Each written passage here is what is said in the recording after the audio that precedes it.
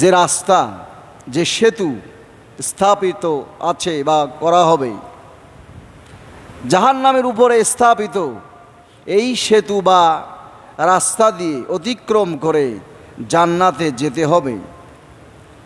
সেই রাস্তার বর্ণনা দিতে গিয়ে মানবতার দুলাল নবী করিম সাল্লাল্লাহু আলাইহি ওয়াসাল্লাম সুন্দর করে তার উম্মতকে সতর্কবাণী দিয়েছেন। নবী করিম সাল্লাল্লাহু আলাইহি ওয়াসাল্লাম বলেছেন, ফায়ুযরাবুস সিরাতু বাইনা যহরাই জাহান্নাম, জাহান্নামের উপরে রাস্তা পথ স্থাপিত হবে। ফাআকুনু আউয়ালু মান ইয়াজুযু মিনার রুসুলি, এই রাস্তা দিয়ে জাহান্নামের উপরে স্থাপিত সেতু বা পথ, এই রাস্তা দিয়ে সর্বপ্রথম সকল রসুলদের মধ্যে, সকল আম্বিয়া আলাইহিস সালামের মধ্যে সর্বপ্রথম আমি আমার উম্মতকে, আমি আমার সাথীদেরকে, আমি আমার অনুসরণকারী উম্মতদেরকে নিয়ে সর্বপ্রথম আমি আগমন করব। জোরে বলেন না সুবহানাল্লাহ। তাহলে সকল নবী তার উম্মতকে নিয়ে ওই রাস্তা দিয়ে যেয়ে তারপরে জান্নাতে যেতে হবে, ঠিক কিনা বলেন? তো সর্বপ্রথম কে যাবেন? মানবতার দুলাল মুহাম্মদুর রাসূলুল্লাহ সাল্লাল্লাহু আলাইহি ওয়াসাল্লাম। এরপরে নবী বিস্তারিত বর্ণনা দিয়ে বলছেন, ওয়ালা ইয়াতাকাল্লামু ইয়াউমাইদিন আহাদুন ইল্লার রাসূল, ওই কঠিনতম দিবসে রাস্তা পাড়ি দিয়ে যখন পারাপার হয়ে যাবে, অতিক্রম করবে, এই কঠিন এবং জটিল দিবসে নবী এবং রাসূলগণ ছাড়া আর কারো কথা বলার শক্তি থাকবে না, কোনো বয়ান দেওয়ার শক্তি থাকবে না, কেবলমাত্র শুধুমাত্র নবী এবং রাসূলগণই কথা বলার শক্তি এবং সেদিন যোগ্যতা হবে। রাসূলগণই কেবল কথা বলতে পারবেন, আর কেউ কথা বলবে না।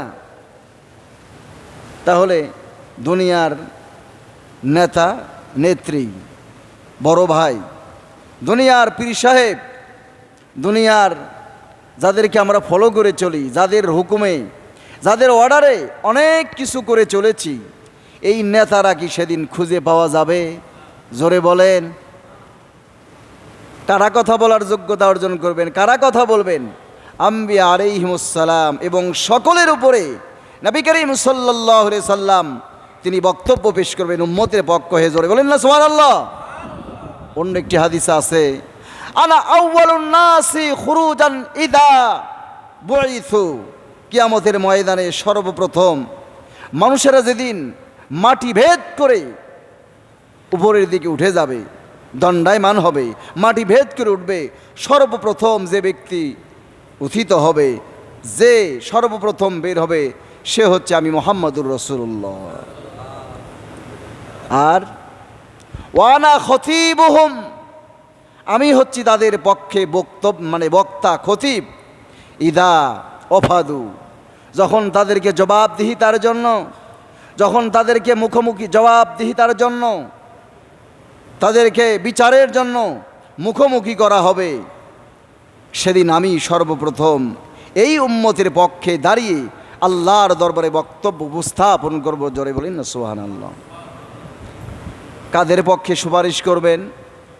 আমাদের পক্ষে। কে? মুহাম্মদুর রাসূলুল্লাহ সাল্লাল্লাহু আলাইহি সাল্লাম। সেদিন নবীরাই একমাত্র কথা বলবেন। কি বলবেন সেদিন? ও কালামুর রাসূল ইয়াউমাইদিন আল্লাহুম্মা সাল্লিম সাল্লিম, নবীরা সেদিন আল্লাহর দরবারে ফরিয়াদ করবেন আর দরবারে মোনাজাত করে বলবেন, আল্লাহুম্মা সাল্লিম সাল্লিম, আল্লাহ নিরাপত্তা দিন, আল্লাহ নিরাপত্তা দিন। তাহলে সেদিনের অবস্থা মনে হয় খুব সহজ হবে। কি? নিরাপত্তা দিন। নবীরা তাদের মুখ দিয়ে, জবান দিয়ে একেবারে বারবার উচ্চারণ করতে থাকবেন, মুখে খই ফুটে উঠবে, আল্লাহ নিরাপত্তা দিন, নিরাপত্তা দিন। জটিল এবং কঠিন সময়।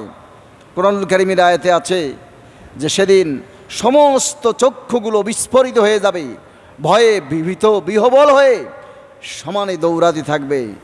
কেবলমাত্র শুধুমাত্র বক্তব্য দিবেন, সুপারিশ করবেন মুহাম্মদুর রাসূলুল্লাহ সাল্লাল্লাহু আলাইহি ওয়াসাল্লাম। সকল নবীরাও সেদিন বলবেন, আল্লাহ নিরাপত্তা দিন, নিরাপত্তা দিন।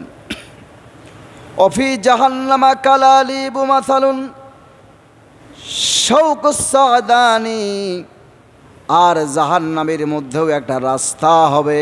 এটা তো সিরাতের উপরে কথা বললাম, জাহান্নামের উপর দিয়ে একটা রাস্তা, সিরাত জাহান্নামের মধ্যে দিয়ে আরেকটা রাস্তা হবে। এই রাস্তা মিথলো শাউকুস সাদান, মরুভূমির ভিতরে সাদান নামক একটা বৃক্ষ থাকে, যার কাঁটা অনেক বড় বড়, কাঁটাদার বৃক্ষ, বড় বড় কাঁটা থাকে।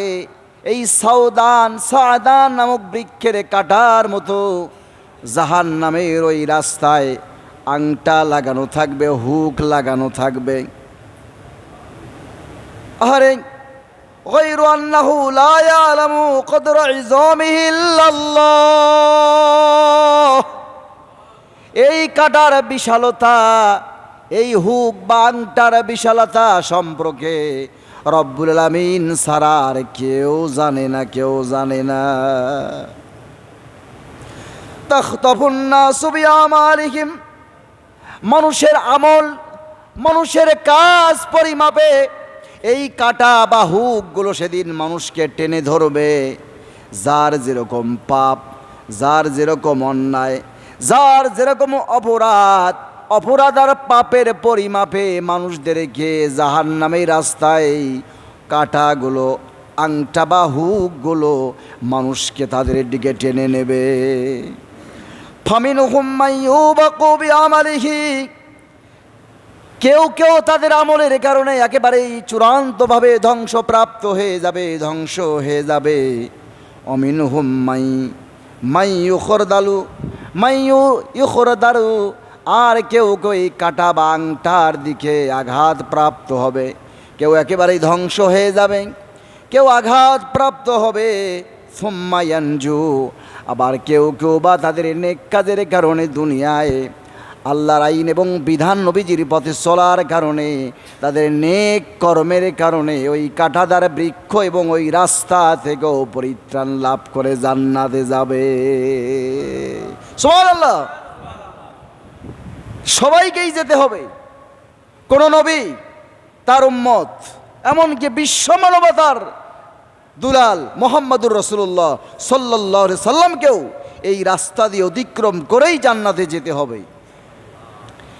এই রাস্তার বর্ণনা দিতে গিয়ে মানবতার রাসূল বলেছেন, এত পিচ্ছিল এবং সূক্ষ্ম হবে, এর নিচেই রয়েছে জাহান্নাম, সেই জাহান্নামের মধ্যে পড়ে যাবে।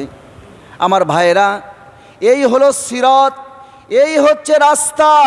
এই পথ দিয়ে পাড়ি দিয়ে নবীর সাথে সাথী হয়ে জান্নাতে যাওয়ার জন্য নবীজির জীবনের অনুকরণ করার দরকার আছে না নাই?